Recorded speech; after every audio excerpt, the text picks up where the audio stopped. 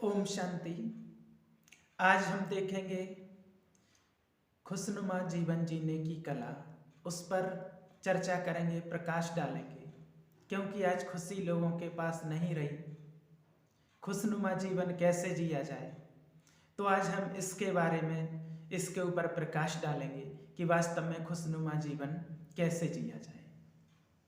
कभी कभी महसूस होता है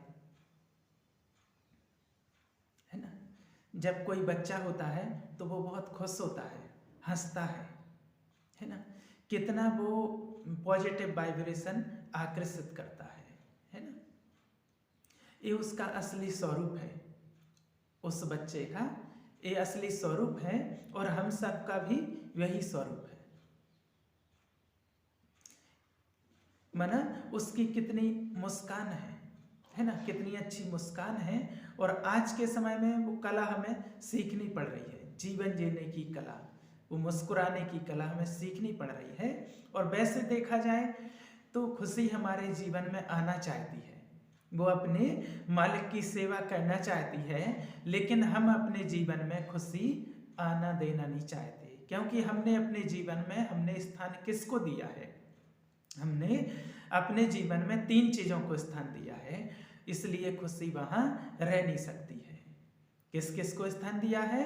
सबसे पहला स्थान दिया है हमने तनाव को, और जहाँ टेंशन हो वहाँ खुशी कैसे आ सकती है ना। और आज लोगों ने यहाँ तक उसको स्वीकार कर लिया है कि टेंशन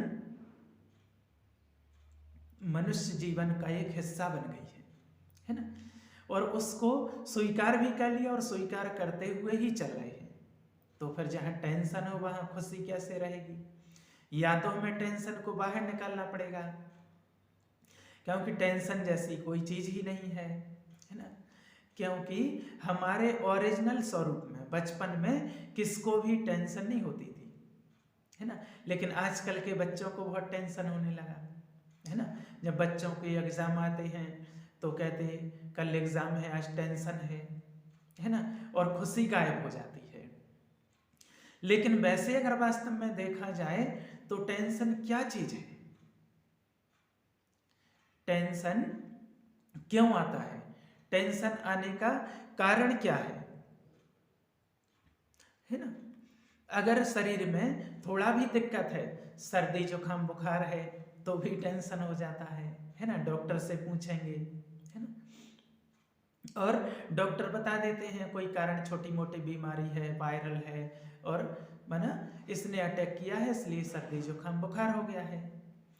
ठीक इसी प्रकार से टेंशन क्या चीज है और क्यों होता है?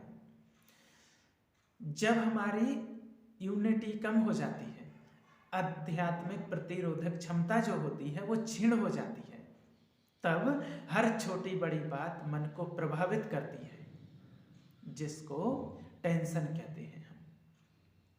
तो टेंशन एक नॉर्मल लाइफ नहीं है ना। भले लोगों ने एक्सेप्ट कर लिया, इसको स्वीकार कर लिया है, लेकिन अगर हम अपनी आध्यात्मिक शक्ति को बढ़ाते जाएं और रोज इस पर प्रकाश डालें, रोज इसको बढ़ाएं, तो टेंशन जैसी कोई चीज रह नहीं सकती है। दूसरा स्थान दिया है हमने किसको?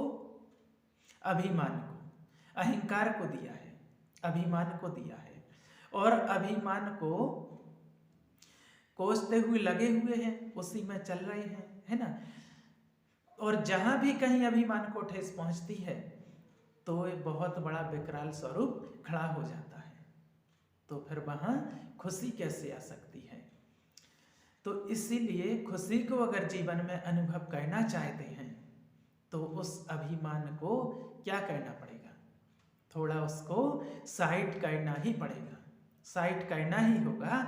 नहीं तो आज व्यक्ति जैसे तरसने लगा है कि खुशी आए हमारे जीवन में, खुशी का अनुभव करने के लिए व्यक्ति तरसता है, कई इंतजाम करते हैं, बगीचों में जाते हैं, घूमने जाते हैं, गार्डन में जाते हैं, घर में हंस नहीं पाते हैं, बगीचों में जाकर हंसते हैं।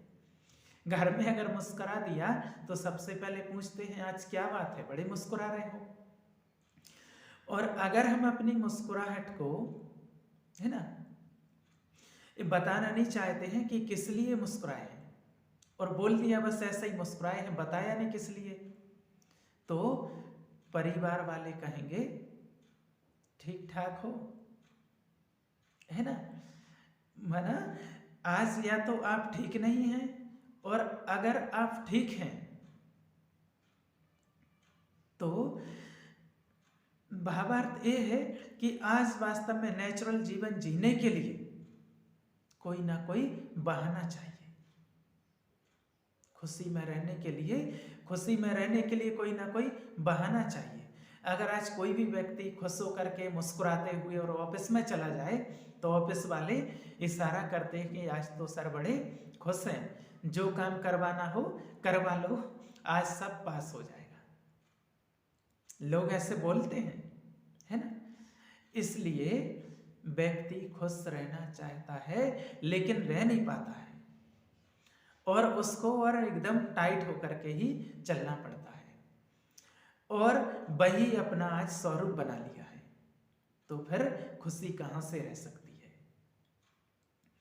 और उसमें शायद ये भूल गए हैं कि खुशी भी किसी चीज का नाम है जिसको जीवन में अनुभव करना होता है, या जिसके आधार पर जीवन जीने होता है, क्योंकि आज खुशी के बिना रह नहीं सकता है, ये इंसान भूल गया है। और तीसरा स्थान हमने किसको दिया है आज की दुनिया में? भय को। आज की दुनिया में भय बहुत है ना। ईगो भी बहुत है लोगों को, है ना, जहां हर एक इंसान को हर क्षण, है ना, भय में जीने लगता है। जहां पर भय है तो वहां पर क्या करें, ऐसा किया तो ऐसा हो जाएगा, ऐसा किया तो वैसा हो जाएगा, हर समय कुछ ना कुछ उसके अंदर चलता रहता है, और हर इंसान को भय सताता रहता है, भय चलता रहता है। इसीलिए इन तीन चीजों को जहां स्थान दिया है वहां खुशी कहां से आ सकती है। तो इसीलिए कहा जाता है, एक बहुत सुंदर एक कहानी है। एक बार तीन बुजुर्ग एक जगह रास्ते में जा रहे थे, और जाते जाते अचानक शाम हो गई, और सर्दियों का टाइम था, बहुत सर्दी थी और बर्फ गिर रही थी, है ना। सर्दियों के टाइम था, बहुत बर्फ गिर रही थी। तो उन्होंने सोचा कि भाई रात को कहाँ जाएंगे, जब तक ये बर्फ गिर रही है तो कहीं यहाँ बस स्टॉप था वहाँ, कि बस स्टॉप में ही रेस्ट कर लेते, यहीं खड़े हो जाते हैं, अपना रात्रि निकाल लेते हैं, और जब बर्फ गिरना बंद हो जाएगी तो आगे चले जाएंगे। तो वो लोग बस स्टॉप पर जाकर के तीनों बैठ जाते हैं। बस स्टॉप के बिल्कुल सामने ही एक मकान था, और उस घर की जो मालकिन थी वो रात को जैसे ही बहुत सर्दी हुई और शाम हो रही थी, माना रात हो गई थी, तो उसने सोचा खिड़की दरवाजे बंद कर दिए जाएं, बर्फ गिर रही है ना, बहुत सर्दी थी बाहर। तो उसने अपने खिड़की दरवाजे बंद कर रहे थे, सब लोग भोजन कर रहे थे। तो उसने जो पर्दे बंद कर रही थी खिड़की में से देखा, नजर पड़ी उसकी खिड़की में सामने से कि तो तीन बुजुर्ग बैठे हुए हैं। तीन बुजुर्गों को देखा कि इतनी बर्फ गिर रही है, और बेचारे तीन बुजुर्ग रात भर में तो ठिठुर जाएंगे, कहाँ जाएंगे। तो उसने आकर के और अपने परिवार वालों से कहा कि बाहर तीन बुजुर्ग बैठे हुए हैं बस स्टैंड पर सामने, और बर्फ तो पता नहीं कब तक गिरेगी, कब रुकेगी, और तब तक उनका क्या हाल होगा, रात भर में तो बहुत सर्दी लगेगी उनको। तो फिर परिवार के लोगों ने उससे कहा कि आप जाओ उनको बुला लो। उसके परिवार वालों ने, उसके हस्बैंड ने कहा कि बुला लो, है ना, अपने यहाँ जगह है और वहां पर रेस्ट कर लेंगे, वो थोड़ा गर्म हो जाएंगे, हम गर्म कर देंगे, आगे जला देंगे, या कुछ भी हीलिंग सिस्टम वगैरह कुछ भी माना वहां पर लगा देंगे हीटर वगैरह, तो वो अच्छे से अपनी रात्रि बिता सकेंगे। वो महिला जाती है और कहती है कि आप चलो हमारे घर, तीनों को बुलाया। तो फिर उन तीनों ने कहा, वो जो तीनों बुजुर्ग थे उन्होंने कहा कि हम तीनों नहीं आपके साथ जा सकते हैं, आप तीन में से एक को ले जा सकते हो, और आप किसको ले जाना चाहते हो वो बता दो। पहले आप अपने परिवार वालों से पूछ करके आओ कि आप किसको ले जाना चाहते हो। तो महिला ने कहा आपका परिचय। तो जो पहला बुजुर्ग था उसने कहा मैं स्वस्थ हूं। उसने कहा मैं स्वस्थ हूं। और दूसरे ने कहा मैं वेल्थ हूं, मैं जहां जाता हूं संपत्ति की वर्षा करता हूं, है ना। पहले ने कहा मैं जहां जाता हूं स्वास्थ्य का वरदान देता हूं, और दूसरे ने कहा संपत्ति का, और तीसरे ने कहा मैं प्रेम हूं, जहां जाता हूं प्रेम बिखेर देता हूं। अब उनने कहा आप तीनों में से किसको बुलाना चाहते हो, परिवार वालों से पूछ करके आओ। कुछ समय वो तुरंत महिला परिवार में आती है और कहा तीनों में से एक आएगा। उसने बताया ऐसा ऐसा, उनने बोला, पूरी बात शेयर की। अब मैं किसको बुलाऊं? उसने कहा किसको बुलाऊं? जब तीनों की बात सुनाई, एक हेल्थ है, एक वेल्थ है, एक प्रेम है, तो उनकी बात सुन करके जो बुजुर्ग माँ बाप थे उसने कहा कि स्वास्थ्य को बुला लो। उन्होंने कहा रोज हमारे शरीर में, बुजुर्ग थे, दर्द होता है, घुटनों में दर्द होता है ना, तो आपकी मदद नहीं कर पाते हैं, और स्वास्थ्य आ जाएगा तो हम से कम स्वस्थ हो जाएंगे तो आपकी मदद करेंगे। उतने में पति और देवर ने कहा करे वेल्थ को ही बुला लो, संपत्ति होगी, पैसा होगा तो आपका इलाज हो जाएगा, सब कुछ हो जाएगा, है ना। आजकल कितनी प्रॉब्लम है पैसे की, पैसे नहीं है, कितनी समस्या है, और खर्चा आजकल इतना, महंगाई इतनी बढ़ रही है, तो क्यों ना हम संपत्ति को ही बुला लेते हैं। संपत्ति होगी तो सब कुछ होगा। और वहीं पर थोड़े उनके छोटे छोटे बच्चे खेल रहे थे, वो बोले कि क्यों ना हम प्रेम को बुलाएं, प्रेम को बुला लें। सब परिवार वालों ने सोचा कि चलो प्रेम को ही बुला लेते हैं, बच्चों की बात मान लेते हैं।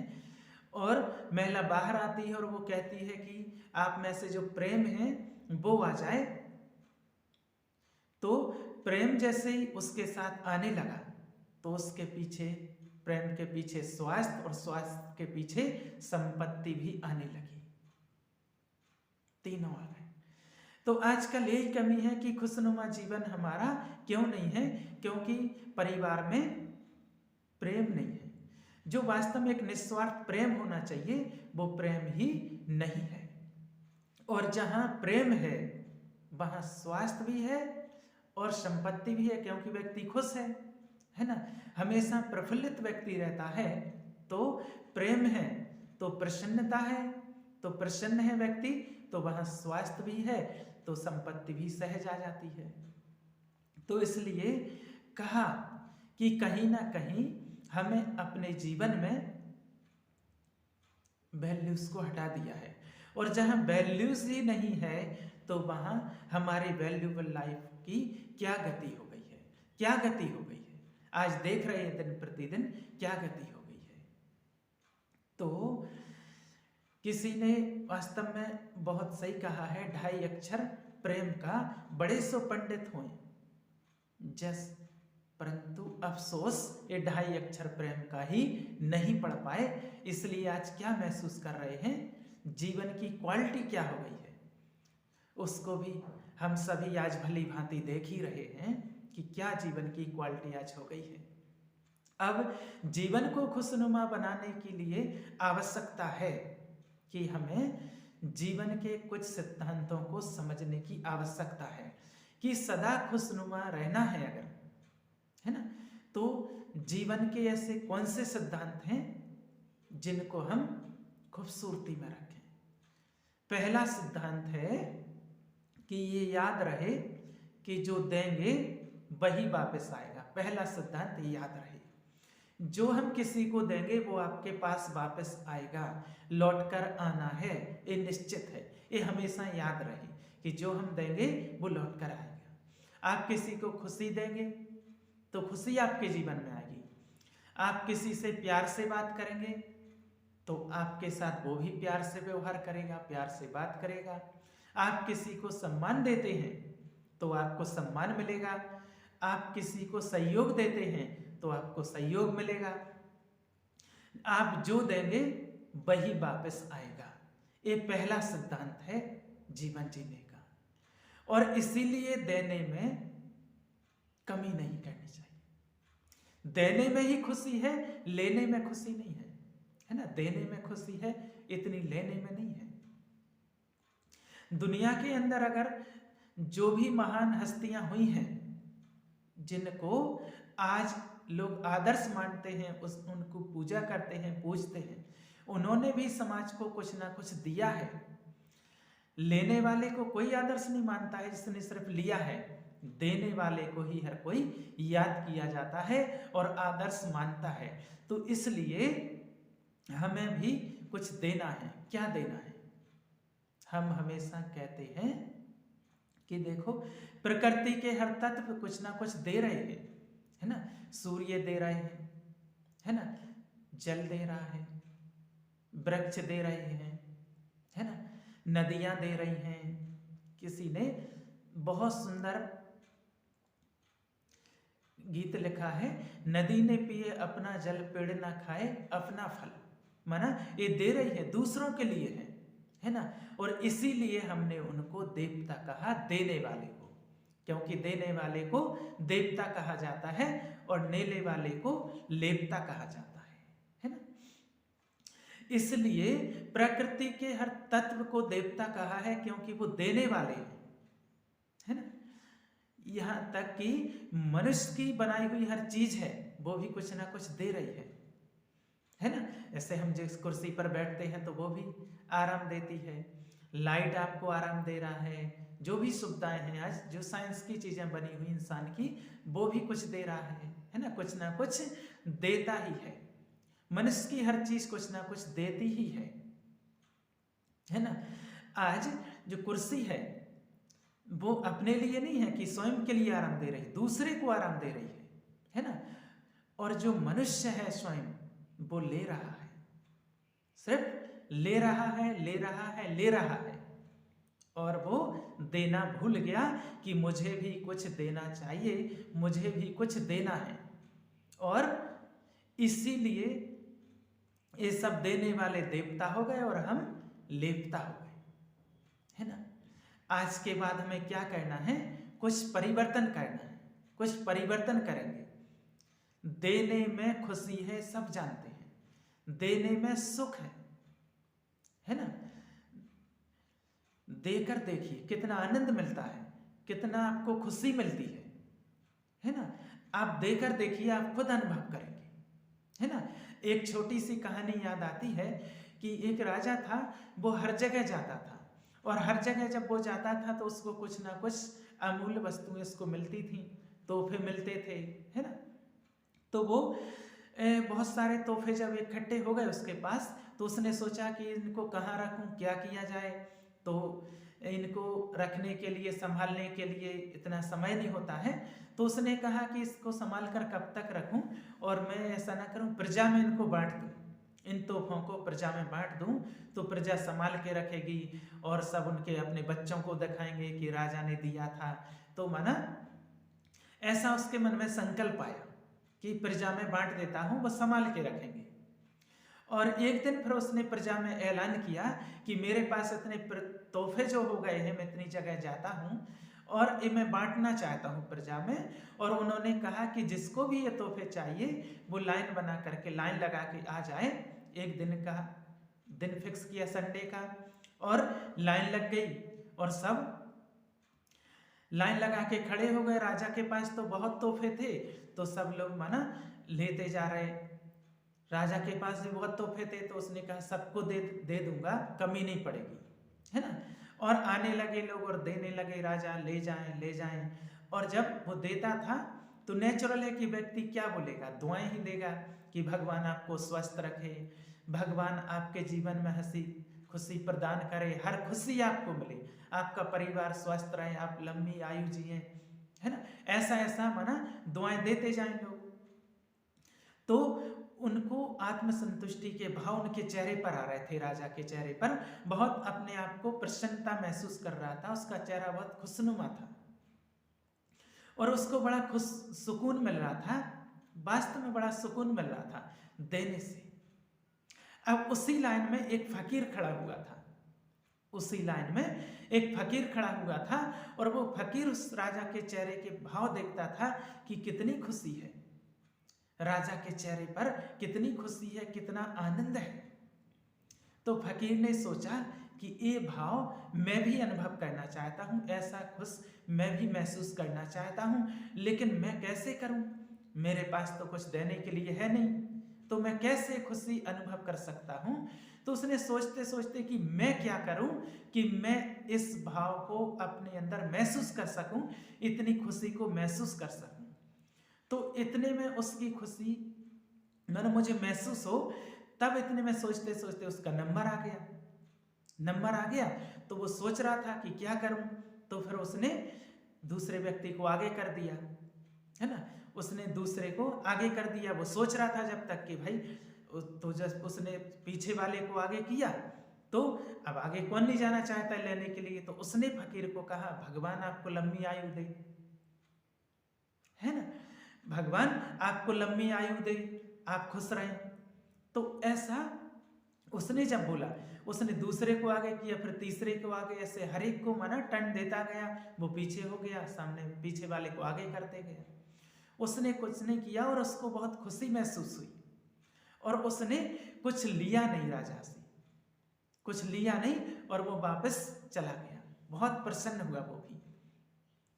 जब फिर राजा ने अपने मंत्रियों को कहा, राजा बहुत खुश था कि आज मुझे जीवन की सबसे बड़ी खुशी मिली, आज मैं बहुत खुश हूं, है ना, लेकिन मैं सुनना चाहता हूं कि पब्लिक क्या कह रही है मेरे लिए, और आप जाइए नगर में और पता लगाइए कि पब्लिक क्या सोच रही है मेरे लिए, पब्लिक क्या कहना चाहती है, जो आज मैंने दिया है, इतने तोहफे जो गिफ्ट किए हैं, क्या कहना चाहती है। तो उनके जो गुप्तचर थे राजा के, वो समाज में गए और सुनते रहे गुप्त रूप में कि लोग क्या चर्चा कर रहे, बात कर रहे।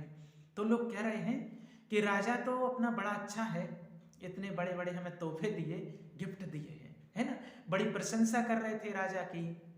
लेकिन कहीं उसी लाइन में लोगों ने कहा एक फकीर भी था, और वो अपना कुछ नहीं लिया, वो अपना टन दे रहा था, वो आगे कर रहा था हर एक को, वो भी बड़ा महान है। लोगों ने कहा कि वो भी बड़ा महान है।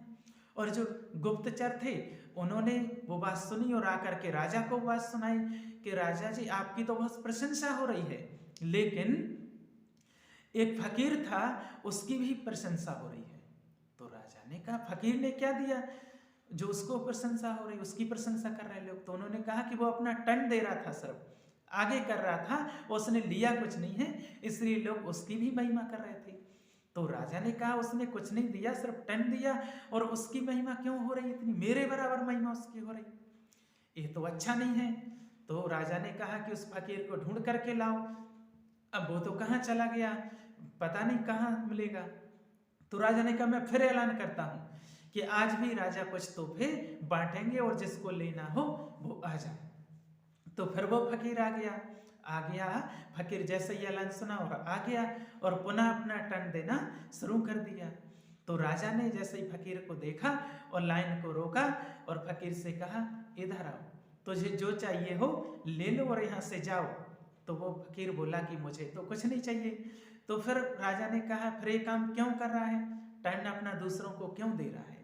तो कहा, राजन, इसलिए कर रहा हूं कि जैसा मैं आपको देखता हूं कि आपके चेहरे पर बहुत प्रसन्नता के भाव हैं, लोग आपको आशीर्वाद देते हैं, जब आप उनको कुछ देते हैं तो आपका इतना खुशनुमा स्वरूप अनुभव करते थे, बस मैं वो ही अनुभव करना चाहता था, और मुझे कुछ नहीं चाहिए। अब मेरे पास तो कुछ देने के लिए था नहीं, इसलिए मैं लाइन में खड़ा हो गया और मैं अपना टर्न देता रहा, और सचमुच मैंने भी वही खुशी का अनुभव किया जो आपने किया। तो खुशी किस में है, देने में या लेने में, किस में है खुशी, देने में। तो पहला सिद्धांत, जीवन को खुशनुमा अगर बनाना है, खुशनुमा अनुभव करना है, तो देना चालू करो। आज से हमें देना है, कुछ ना कुछ दो। हमारे चीज वस्तु देने की बात नहीं है, हमारे पास कुछ नहीं है वो नहीं देना। किसी को आप सहयोग दे सकते हैं, किसी को आप शुभकामनाएं दे सकते हैं, दुआएं दे सकते हैं, आशीर्वाद दे सकते हैं, किसी को आप सम्मान दे सकते हैं। बहुत कुछ है, पैसा ही नहीं है सिर्फ, बहुत कुछ है देने के लिए। सिर्फ दे करके तो देखो, दे सकेंगे, कर सकते हैं ना। आज का सारा दिन आप अनुभव करके देखना, एक दिन के लिए देवता बन करके देखो, दे के देखो, दे सकते हैं ना। एक दिन के देवता बन के देखो, है ना, और दे करके देखो। किसी को खुशी दो, सम्मान दो, है ना, किसी को आशीर्वाद दो, किसी को दुआएं दो। और जितना आप देंगे, क्योंकि पहले ही बताया है कि जो हम देंगे वो जरूर आपके पास लौट करके आएगा। ये तो सिद्धांत ही है कि जो हम देंगे वो लौट करके ही हमारे पास आना है। अगर एक दिन आपको अच्छा लगे देने में, तो आप एक सप्ताह के देवता बनना, और एक सप्ताह अच्छा लगे तो हमेशा के लिए देने वाला बन जाना, है ना। तो आपको बहुत सुकून महसूस होगा। लेकिन आपको अगर एक खुशी अनुभव करने का चांस मिलता है, तो हमेशा देने वाले बनना चाहिए, है ना। तो दे सकते हैं ना, कोई बड़ी चीज तो नहीं है, किसी को पैसा नहीं देना है ना, प्रॉपर्टी नहीं देनी है, कुछ नहीं देना है ना। सिर्फ हमें खुशी देना है, सम्मान देना है ना, और तो हमें कुछ नहीं देना है। और देने में हमारा कुछ जा तो नहीं रहा है। हम अगर जितने लोगों को देंगे तो उतने लोगों से लौटकर हमारे पास वापस आएगा, है ना। और वो वापस आएगा तो उससे हमें कितनी खुशी होगी, क्योंकि जो हम बीज कहते हैं, जो बीज बोते हैं वही उसमें फल निकलता है, और वो फल हमें मिलता है। और एक बीज बोते हैं तो उससे कितने सारे फल मिलते हैं, है ना। इसलिए हमें खुशी का माहौल बनाना है ना। खुशी का माहौल बनाएंगे तो खुशी मिलेगी। जब टेंशन वाले टेंशन का माहौल बना देते हैं ना, अगर किसी को टेंशन हो तो वो पूरा माहौल टेंशन का बना देता है। तो खुशी वाले खुशी का माहौल बना सकते हैं। इसलिए पहला हमें सिद्धांत याद रखना है, प्रैक्टिकल करके देखना है। दूसरा सिद्धांत है अपना जैसा सोचोगे वैसा बनोगे। दूसरा सिद्धांत, जैसा चिंतन वैसा बनोगे। तो चिंतन की धारा को कैसे हमें मोल्ड करना है, देखो, चेक करो कि मेरे चिंतन की धारा पॉजिटिव है, नेगेटिव है, मैं पॉजिटिव सोचता हूं या नेगेटिव सोचता हूं। अगर आपकी चिंतन की धारा पॉजिटिव है ना, तो आपके पास खुशी स्वाभाविक आएगी। लेकिन खुशी गायब तब होती है जब आपकी चिंतन की धारा नेगेटिव हो जाती है ना, या बेस्ट, है ना, व्यर्थ सोचते रहते हैं। और जब व्यर्थ सोचते हैं, काम का नहीं सोचते हैं, कई लोग व्यर्थ ज्यादा सोचते हैं, काम का नहीं सोचते हैं। ऐसा हो गया है, ऐसा नहीं होना चाहिए था, है ना। आज की दुनिया के अंदर जाते जरूर है ना, लेकिन समझ नहीं पाते हैं कि मैं क्या कर रहे हैं। आजकल आपके बच्चे भी अगर सुनेंगे ना, जब हम नेगेटिव सोचते हैं तो वो भी कहेंगे क्यों आप इतना पॉजिटिव नेगेटिव सोच रहे हैं, अच्छा सोचिए। लेकिन ये जागृति हमें स्वयं अपने अंदर लानी है। दूसरा कोई नेगेटिव सोच रहा तो उसको तो हम छेड़ देते हैं, उससे मना कर देते हैं, है ना। लेकिन हम क्या सोचते हैं, हमारे सामने जब कोई ऐसी बात होती है तो हम क्या सोचते हैं वो नहीं देखते हैं, है ना। जब हम नेगेटिव सोचते हैं, और जब हम दूसरों को बोलते हैं कि आप क्यों सोच रहे हो ऐसा, तो हमें कैसा लगेगा, है ना। इसलिए याद रखना, हम ये भूल जाते हैं जब हम सोचते हैं कि क्या सोच रहे हैं, क्या बोल रहे हैं, और इसके बोलने से क्या होगा, है ना। दूसरे से तो आज भी हम कहेंगे कि नहीं, आप तो भाई नेगेटिव सोच रहे थे, लेकिन खुद नहीं सोचेंगे, खुद नहीं बोलेंगे, खुद क्या सोच रहे हैं। इसलिए हमें याद रखना है, खुशी चाहिए तो हमें खुशी देनी पड़ेगी, अपने चिंतन को पॉजिटिव बनाना पड़ेगा, और उसको प्रैक्टिकल में लाना पड़ेगा, है ना। जितना हम प्रैक्टिकल में करेंगे, जितना प्रैक्टिकल में लाएंगे, उतना ही सच्चा आपका जीवन बदल जाएगा, और आपके जीवन की क्वालिटी बदल जाएगी। है ना। लेकिन ये जरूर है कि पॉजिटिव सोचने के लिए इतना मसाला चाहिए। अगर आज हम किसी को बैठा दें कि 5 मिनट पॉजिटिव सोचो, तो 1-2 मिनट सोचेंगे और 1-2 मिनट के बाद यहाँ वहाँ की बातें, कहाँ का कचरा चिंतन शुरू हो जाएगा, है ना। क्या सचमुच मैं सोच रहा हूँ, क्या सोच रहा हूँ, उसको ही पता नहीं रहता है ना। पॉजिटिव सोचने का मसाला ही नहीं है। और किसी को अगर बोल दिया जाए कि जितना चाहो नेगेटिव सोचो, नेगेटिव सोचो, तो इतना मसाला है नेगेटिव सोचने का कि व्यक्ति घंटों नेगेटिव सोच सकता है, पॉजिटिव 1 मिनट नहीं सोच सकता है ना। तो पॉजिटिव सोचने का मसाला हमें कहाँ से मिलेगा? आध्यात्मिकता से। और आध्यात्मिकता की आज आवश्यकता है। और आध्यात्मिकता की आवश्यकता क्यों है? क्योंकि वही एकमात्र स्रोत है जहाँ से हमारे मन को कुछ सकारात्मक चिंतन प्राप्त होता है, सकारात्मक ऊर्जा प्राप्त होती है। इसीलिए अगर उसको हमने अपने जीवन में शामिल कर लिया, है ना, शामिल कर लिया जाए, तो आपके पास पॉजिटिव सोचने का भी बहुत मसाला आ जाएगा। आजकल दुनिया के अंदर ये चीज नहीं है ना। क्योंकि आज लोगों के पास नेगेटिव सोचने का तो मसाला है, पॉजिटिव का नहीं। इसलिए आध्यात्मिक की बहुत जरूरत है ना। हमारे शरीर को जिस प्रकार से भोजन की जरूरत होती है, उसी प्रकार से आत्मा को भी भोजन की जरूरत होती है। इसलिए हमें आध्यात्मिक बहुत जरूरी है। आध्यात्मिक हमारी आत्मा का भोजन है, ज्ञान हमारी आत्मा का भोजन है। इसको आप प्रैक्टिकल में लाएंगे तो आपका जीवन बदल जाएगा और आपके जीवन में और परिवार में खुशी आ जाएगी। अच्छा, ओम शांति।